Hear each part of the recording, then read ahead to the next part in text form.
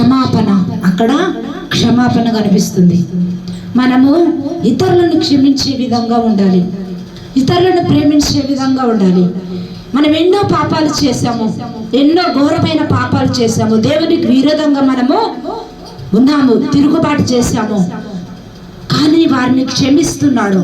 తండ్రి, వీరేమి చేయుచున్నారో వీరు వెరుగరు గనుక వీరిని క్షమించమంటున్నాడు. హల్లెలూయా, దేవుని స్తోత్రం.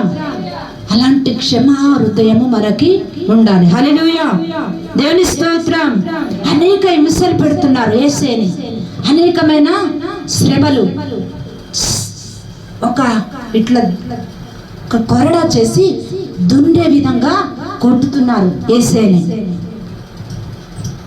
యేసేని అలా కొట్టినప్పుడు శిలువ వేశారు, దూషిస్తున్నారు. నీవు దేవుని కుమారుడు అయితే దిగు, మమ్మల్ని కూడా రక్షించమని అంటున్నారు. ఇటు పక్క దొంగ, అటు పక్క దొంగ. అనేకమైన వారు జన సమూహము ఈయన పాపుల రక్షకుడు అని చెప్తున్నారు కదా, ఈయన రక్షించుకోవచ్చు కానీ హేళన చేస్తున్నారు. హల్లెలూయా, దేవుని స్తోత్రం. హల్లెలూయా.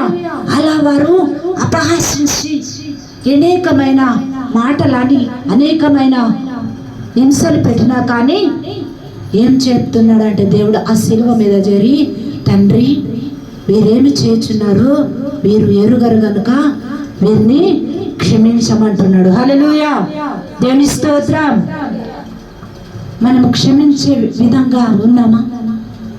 మనమైన ఒక పాపాలు చేశాము, అబద్ధాలు ఆడతాము, అందరితో అబద్ధాలతో ఆడతాము, దైవ సేవకులతో అబద్ధం ఆడతాము, పిల్లలతో అబద్ధం ఆడతాము, బంధువులతో అబద్ధం ఆడతాము కదా. పాపాలు చేసాం. మన తల్లి గర్భంలో మనము రూపుదిద్దక ముందే పాప బీజం ద్వారా మనం పుట్టాము. హల్లెలూయా. ఆయన మనని రక్షించడానికి వచ్చాడు. ఆయన వెలబెట్టి మన